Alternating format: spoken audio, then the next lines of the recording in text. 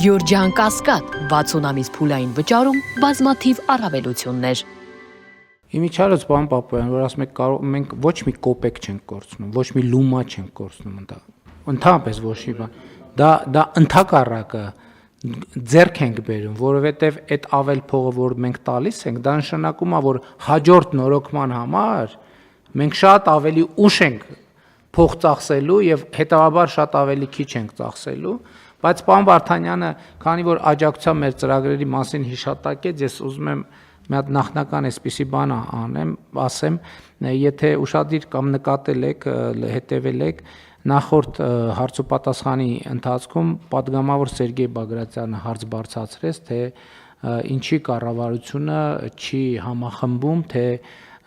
մասնավորապես 2018 թվականից այս կողմ աջակցության ինչ ծրագրեր արել տարբեր խմբերին ուղղված, որոնց անելը չէր մտնում կառավարության օրենսդրությամբ նախատեսված պարտավորությունների մեջ, այսինքն որ կարող ենք չանել։ Խոսքը ինչի մասին է, խոսքը մասնավորապես հայտնի լիզինգի ծրագրի մասին է, սահմանամերձ գյուղերի ծրագրի մասին է, վարկերի սուբսիդավորման մասին է, ռենովացիայի մասին է, եկամտային հարկի վերադարձի եւ այլնի մասին։ Իհարկե ինձ արդեն տեղեկանքը տվել են, բայց ես խնդրել եմ նորից ստուգենք, որովհետեւ թիվը, որ այնտեղ կա, ճիշտն ասած, որ ես այդ թիվը տեսա, մի քիչ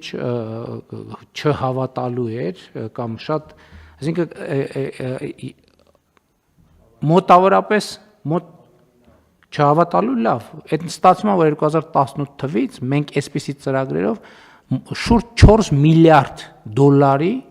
գումար ենք վերադարձրել Հայաստանի Հանրապետության քաղաքացիներին։ Ես կճշգրտենք իհարկե, նորից նայենք, վերանայենք, ասենք կարա ինչ որ շեղումներ լինի, բայց արդեն երկրորդ փուլով եմ ես այդ թիվը բան արես, դուք ես շուրջ 4 միլիարդ, այսինքն ինչի մասին է, սուբսիդավորման տարբեր ծրագրեր, տարբեր վերադարձեր եւ այլն եւ այլն։ Այսինքն խոսքը, այսինքն օրինակ թոշակի վճարումը սրա մեջ չի մտնում, որովհետեւ դա ակնհայտ պարտավորություն է, որ պետությունը պետք է անի, սա ակնհայտ պարտավորություններից դուրս իրականացված ծախսերն են եւ ես նախկինում իմիջիալոց նախորդ տարվա կարծեմ կառավարության զեկույցի քննարկման ժամանակ էր կամ գուցե մի տարի առաջ ես այդ թիվը ներկայացրեցի, որ հեղափոխությունից հետո եւ հեղափոխության արդյունքում 2018 թվականի Հայաստանի Հանրապետության պետական բյուջեն 4.4 միլիարդ դոլարի լրացուցիչ գումար է գեներացրել եւ դա մենք որոշակի մեթոդաբանությամբ հաշվարկել ենք, ֆինանսների նախարարության հետ վերջերս աշխատել ենք, այդ թիվը հասել է արդեն 6.6 միլիարդ դոլարի եւ մենք կարող ենք արձանագրել, որ այդ 6.6 միլիարդ դոլարից 4 միլիարդը մենք ուղղակի վերադարձրել ենք քաղաքացիներին։ Ուղղակի հավաքել ենք եւ վերադարձրել ենք քաղաքացիներին տարբեր ծրագրերով, բայց սա ուղղակի զուտ նախնական դիտարկում, որի մասին հետո ավելի մանրամասն բացվածքներով մենք կխոսենք։ Այժմ հարցը դնում եմ քվեարկության, հիշեցնեմ խոսքը 9-րդ հարցի մասին էր, ովքեր են դեմ որոշման ընդունմանը, դեմ չկա, որոշումն ընդունված է։ Քննարկում ենք հարց համար 4-ը համահայկական խաղերի համաշխարհային կոմիտե հասարակական կազմակերպության մարզական ավանց ստեղծելու ներդրումային ծրագրի վերաբերյալ։ Զեկուցող շրջակա միջավայրի նախարար Համբարձում Մաթեոսյան, համեցեք պարոն Մաթեոսյան։ Շնորհակալություն մեծարգո պարոն վարչապետ, հարգելի գործընկերներ, ձեր քննարկման եմ ներկայացնում համահայկական խաղերի համաշխարհային կոմիտե հասարակական կազմակերպությանը կառուցապատման իրավունքով տարածք տրամադրելու մասին կառավարության որոշման մեջ լրացում կատարելու որոշման նախագիծը։ Հարկ եմ համարում նշել, որ 2025 թվականի օգոստոսին կառավարության որոշմամբ շրջակա միջավայրի նախարարության արգելոցապարկային համալիր ՊՕԱԿ-ի ներողություն Ջրվեժ անտառապարկից 23.3 հեկտար տարածք ներողություն խնդրում պարոն վարչապետ խնդրում ներողություն 23 Եթե չեք կարող շարունակել, մի շարունակեք, ես կզեկուցեմ պարոն վարչապետ համեցեք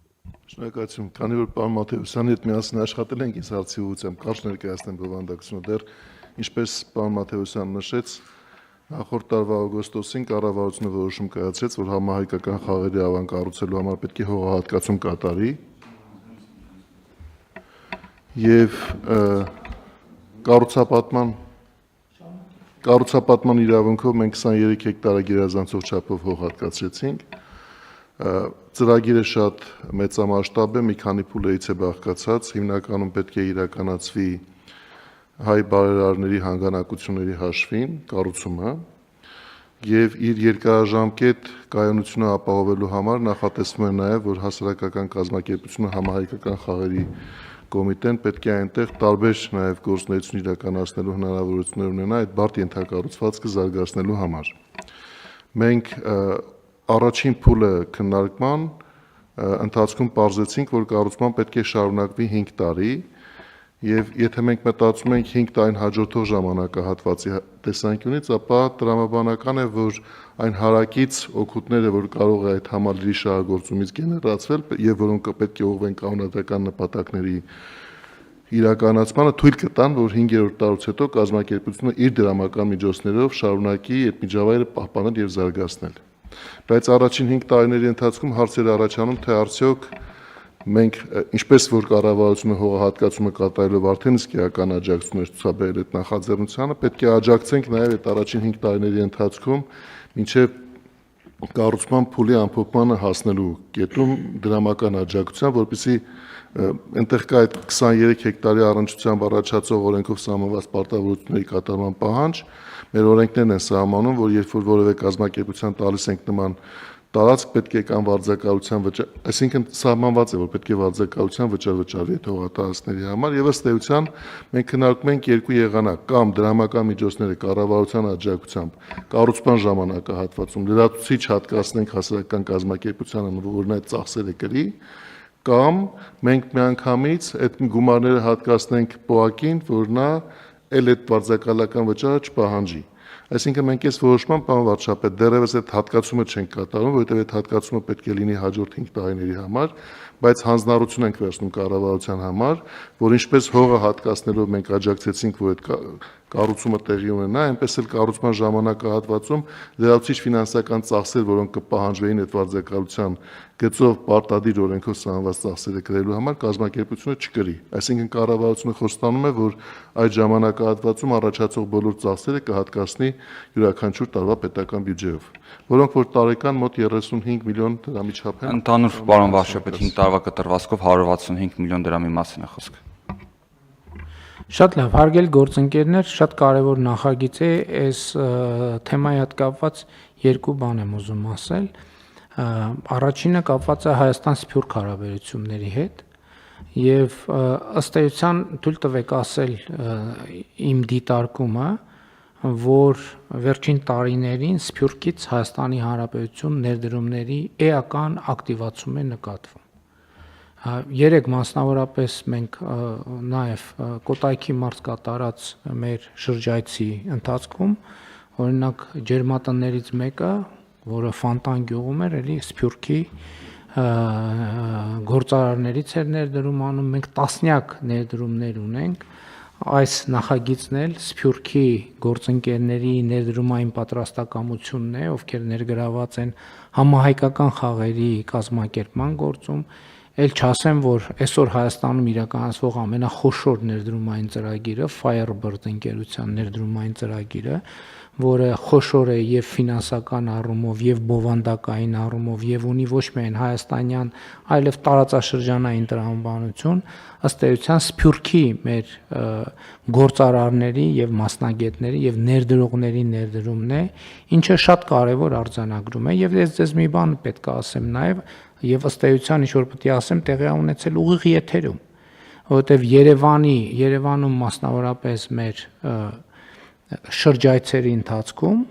կուսակցական գծով քաղաքացիական պայմանագրի խմբով երբ որ մենք շրջում էինք, տասնյակ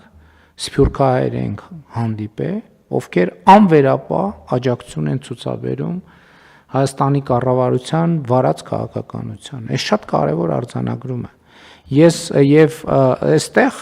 եւ մեր իրականության եւ մեր իրականությունների ընկալման բանաձևերի հետ կապված մենք շատ լուրջ վերամնայումներ պիտի անենք, որովհետեւ մենք պետք է շատ հստակ կարողանանք գնահատել, թե ով ում է ներկայացնում ընդհանրապես, որովհետև մեր իրականության մեջ ընդունված է, ով ասես կարող է ում անունից ասես խոսա, որովհետև լեգիտիմության գործոնը այնտենց միշտ չի, որ առանձնահատուկ բանա ուշադրության է արժանացել եւ այսօր բազմաթիվ մարդիկ, ովքեր իրենց վերապահում են Սփյուռքի անունից խոսալ, ընդհանրապես Սփյուռքի մարդկանց հետ ոչ մի կապ չունեն, այսինքն ինչ որ գրասենյակներ կան, խմբեր կան, ովքեր ակումբներ կան, ովքեր տենց իրանց վերապահում են Սփյուռքի անունից խոսալ։ Ընդհանրապես ես ուզում եմ պաշտոնապես ասել, որ այդ մարդիկ ընդհանրապես Սփյուռքը չեն, իրանք Սփյուռքից են անհերքելիորեն, բայց իրանք Սփյուռքը չեն։ Իրանք Սփյուռքում այլևս այնքան ճնշող փոքրամասնություն են, այնքան ճնշող փոքրամասնություն են, որ ես միանշանակ ասում եմ, որ իրանք ընդամենը լուսանցքային կազմակերպություններ են, լուսանցքային կազմակերպություններ, եւ Հայաստանի կառավարությունը այդ կազմակերպությունների հետ ընդհանրապես ավելի ու ավելի քիչ է գործ ունենալու եւ ի վերջո ընդհանրապես գործ չի ունենալու, որովհետեւ այդ կազմակերպությունները ինչպես ասում են ԱՆՄ կա, ԱՄՆ չկա։ Եվ սա է իրականությունը, եւ իրականությունը իհարկե Սփյուռքի գործերի գլխավոր հազնակատարը, գրասենյակը մենք հնարավորինս ներառական փորձում ենք լինել եւ աշխատում ենք այդ տրամաբանությամբ, բայց նաեւ այդ աշխատանքի ընթացքում մենք տեսնում դա, որովհետեւ մարդկանց հետ շփումը, մարդկանց բազմության հետ շփումը ուրիշ բանի մասին է, անհատ անձանց, ովքեր ինչ որ վկայականներ ունեն, չգիտես ում կողմից թողարկված, իրանց հետ շփում բոլորովին ուրիշ բանի մասին է։ Երկրորդ ընկալումը, որը թեման, որը արդեն ներհայաստանյան թեմա է բացառապես, վերջերս պարոն Խաչատրյան, մենք Արմավիրի մարզում էլ այդ թեմային անդրադարձանք։ Հիմա տեսեք, օրինակ մեր երկրում կան հողատեսքերի որոշակի գնահատականներ, կան անտառային հողեր։ Մենք գնում ենք մեր փաստաթղթերում այդ հողը անտառային հող է։ Այդ հողը արոտավայր է, այդ հողը, չգիտեմ, ինչ որ մի հող է, հատուկ պահպանվող տարածքի բնության հատուկ պահպանվող տարածք է։ Եվ թղթի վրա դա այդպես է, բայց որ գնում ես գետնի վրա նայում, իհարկե այդտեղ չի կարելի շղթել, որ հողատեսքերի որոշակի էկո համակարգի մեջ նշանակությունները եւ այլն, այդ մասնագիտական, փորձագիտական նրբությունները ես դնում եմ մի կողմ, բայց մենք այս քարտեզն էլ պետք է վերանայենք, որովհետեւ այն օրը գյուղերից մեկում մարդը շատ կոնկրետ բան է ասում, ցույց է տալիս տեղ, ասում է սա արոտավայր է, որը արգելվում է, մեզ թույլ չի տրվում այդտեղ ներդրում անել այն տրամաբանության, որ դա արոտավայր է, բայց տեսնում ես քար ու քռա ընդհանրապես այդտեղ հնարավոր չի, որևէ կենդանի չի կարող այդտեղ արոտ անել, հետեւաբար մենք պետք է այդ տրամաբանությունից դուրս գանք։ Հիմա այս նույն ներդրումային ծրագրի հետ կապված դե յուրե ինքը անտառային նշանակության եւ նույնիսկ արգելոցային նշանակության հողեր, բայց երբ որ տեղում մենք դա ուսումնասիրում ենք, մենք տեսնում ենք, որ ժողովուրդ ջան, այդտեղ ըստ էության էլի քար ու քռի տրամաբանության մեջ գտնվող հողը լավ կամ չգիտեմ, ես տեղում չեմ եղել, հանկարծ չլինի հիմա մի տեսարան նկարագրեմ, որը այնտեղի ճշգրիտ նկարագրությունը չի, բայց ֆունկցիոնալ առումով ես գնահատականները տեսել եմ, կարդացել եմ, եւ այսպիսի իրավիճակներ մենք ունենք տարբեր տեղեր, որտեղ այն տրամաբանության, որ հողերը անտառային նշանակության են, մենք նույնիսկ թեթև ներդրումները ըստ էության արգելում ենք, արգելափակում ենք, եւ սա խնդրեմ է։ Տնտեսական զարգացման այս փուլում մենք պետք է այդտեղ շատ լուրջ, իհարկե եմ ասում, չվնասելով որևէ էկո համակարգի, մենք պետք է այստեղ նորից վերագնահատում անենք, նոր քարտեզագրում անենք, նոր գոտիավորում անենք, որպեսզի կարողանանք տնտեսության զարգացման համար խոչընդոտ արհեստական չստեղծել։ Համեցեք։